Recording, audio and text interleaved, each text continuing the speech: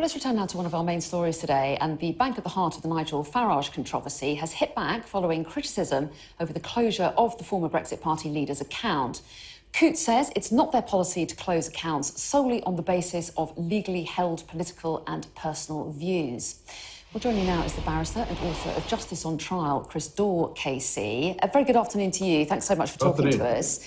So in this particular case, Coutts, as I just said, says its policy is not to close customer accounts solely on the basis of legally held political and personal views. They say decisions to close accounts aren't taken lightly. They involve a number of factors, including commercial viability, reputational considerations, and legal and regulatory requirements. That's part of their statement. So that's what they say about that case. But more generally, how often do you think it is the case that banks do close accounts on the basis of someone's political views? It's very, very rare. I mean, there's no specific provision that prevents a bank from doing so, provided they meet all the other criteria for closing accounts and considering welfare, and there are a number of sort of FCA regulations around that. But it's extremely rare, and if not unheard of, for a bank to close an account purely because of political views and for no other reason. So no other commercial reason or no other reason, for example, in terms of reputational risk to the bank more generally. And I think here we have a bank which is a historic bank. I know it's owned by NatWest, but it's a bank that has historically been the bank to the royal family.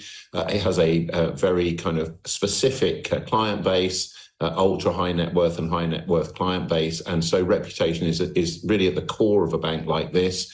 And certainly, I don't think even Coutts would have closed the account if it was just on the basis of political views alone. Well, yes, and they argue that it's other factors. Nigel Farage begs to differ. But there are cases, aren't there, where banks can close accounts. Those are on sanctions list, fraudsters, terrorists. There are kind of a list of very valid reasons why banks should have the ability to close accounts. But there is this question about whether or not they should be allowed to refuse accounts simply because of somebody's views. What's the case? Are they able to do that if they want to? They're two very different issues. As you rightly say, it's not just that banks can close the accounts of people who are on the sanctions list. They have to, because they'd be committing a serious crime if they were to carry on offering banking facilities to someone who'd been sanctioned. For example, someone on the Russian designated persons list or any number of other people under sanctions regime. So you're absolutely right. The banks have to have the power and indeed the obligation to close accounts where there is terrorist association or some other form of criminal association. But I think when it comes to making decisions that are in a broader reputational way, I do think that banks in the end should have the choice as to who their customers should be. And if you take Nigel Farage as an example, he is someone over many, many years who has publicly expressed support for Vladimir Putin and at one point during the Crimean invasion described Putin as the most impressive world leader on the world stage. Now, those sorts of views in the context of the war in Ukraine, and he hasn't entirely rowed back from those some of views, you can well understand why a bank that is so associated with the British state and with the royal family, etc., would have trouble reconciling its overall commercial brand and its reputation with someone who has so publicly expressed support for a leader who's been engaging in war and invasion of European countries within the last 2 years. One can well understand why would any organisation really want to be commercially associated with someone with those particular views at this particular time. OK, and I don't know what Nigel Farage would say now about those views, but it's clear that he has said very adamantly that he has no links to Russia, and the report itself says that as well. But going back to the kind of more general view about whether or not people should have a legal right to have an account, whatever their views, what do you think the rules around that should be? And if a bank does have particular criteria, are they setting it out very clearly so people know what the rules are?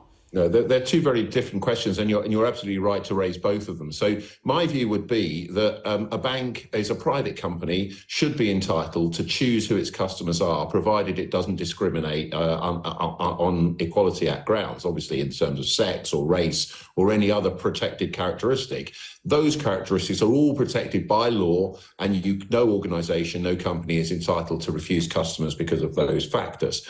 So far as the way in which banks explain their processes and transparency, I absolutely agree with Nigel Farage and those who have criticised Coutts in this case. The problem is that the regulations allow for a degree of obscure reasoning and hidden kind of thinking behind the decisions. They also allow for someone to be offloaded in only 1 month with only 1 month's notice, which clearly would create enormous financial pressures and difficulties for anyone. So I think where this talk of changing the rules so that the customer has to be told in clear, black and white terms, this is why we're terminating the relationship. These are the exact reasons, and you have the right of appeal against those reasons, and there is a right of appeal, and also that notice was more like 3 months, 4 months, or even 6 months, if it was a non-urgent situation. I think that would go a long way to making this a much fairer process. But ultimately, my view is a bank should be entitled to protect its own reputation by disassociating itself from customers that it considers to be inconsistent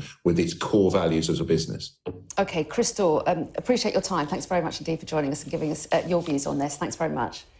You're welcome.